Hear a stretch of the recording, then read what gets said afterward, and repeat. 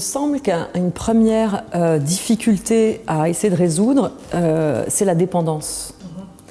Il ne s'agit pas de tout couper, de tout réinventer en disant tout ce qui vient des États-Unis, du Japon, de la Chine, c'est à bannir, etc.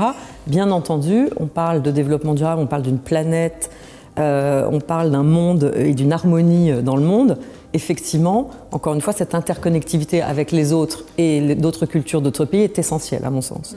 En revanche, peut-être que de dépendre d'une usine, d'un fabricant unique dans un pays très lointain peut peut-être bloquer une chaîne d'approvisionnement, une chaîne qui permet d'aller au bout du service.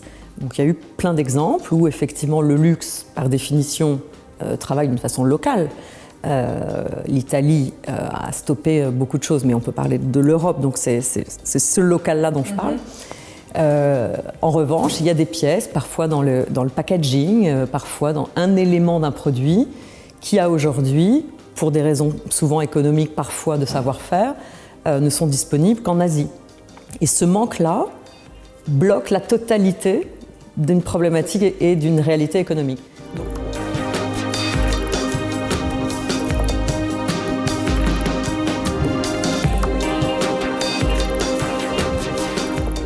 En fait, j'ai envie de dire que la résilience fait partie du luxe.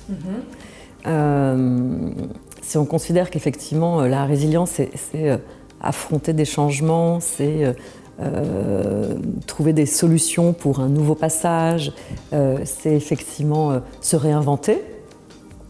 Pour moi, ça fait partie du rôle du luxe. Ça fait peut-être pas partie de toutes les maisons aujourd'hui et des groupes, mais c'est quand même un mot qui est pour moi effectivement assez évident aujourd'hui et qui doit peut-être moins paniquer le luxe que d'autres domaines d'activité.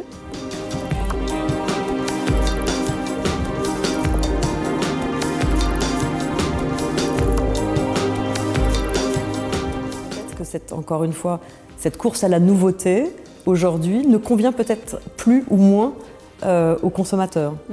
Donc peut-être que ça va aider les marques à ne plus faire des collections, des intercollections, des surcollections, mais peut-être de travailler sur la personnalisation d'un produit phare, peut-être. Bon, je pense que ça va être réinventé.